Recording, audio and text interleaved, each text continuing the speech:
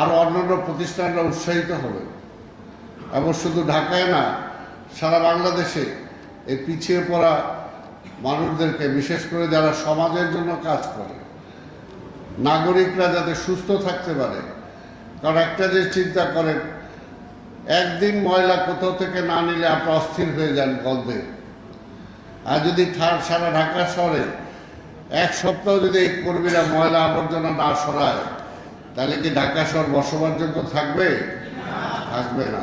সেই কাজটা যারা করে তাদের জীবনটা সুন্দর হোক, এটা তো আমরা চাবো।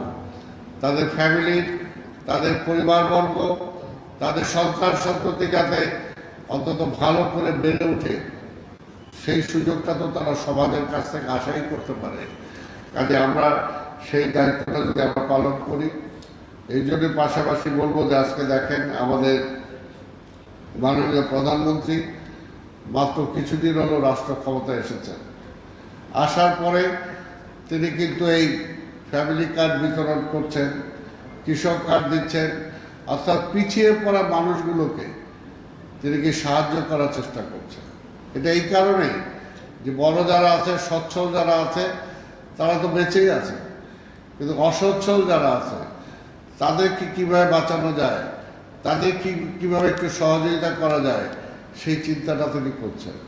আজকে দেখেন ঢাকা শহরে আমরা হকারদেরকে প্রথম উচ্ছেদের কথা আসলো, কিন্তু আমাদের প্রধানমন্ত্রী অনেক মানবিক, তিনি বলেন উচ্ছেদের চিন্তা মাথায় থাকলে হবে না, তাদেরকে পুনর্বাসন করতে হবে, অর্থাৎ তারাও এই দেশের মানুষ।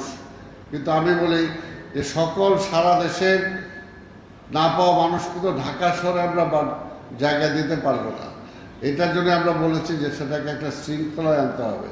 তো মাননীয় প্রধানমন্ত্রী সেই কারণেই মানবিকভাবে দেখার জন্য বলেছেন বিষয়টিকে।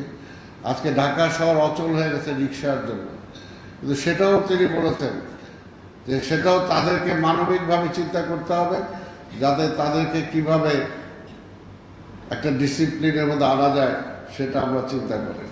তা আমি বলবো যে আজকে রাষ্ট্র চিন্তা করছে, সরকার চিন্তা করছে, কিন্তু আমরা যদি যারা বিভিন্ন প্রতিষ্ঠান যারা আছে, বিভিন্ন ব্যক্তি যারা আছে সমাজে উচ্চ স্থানে অবস্থান করছেন, তারা যদি এগিয়ে না আসেন, তাহলে একা সরকারের পক্ষে কিন্তু সকল সমস্যার সমাধান করা সম্ভব হবে না।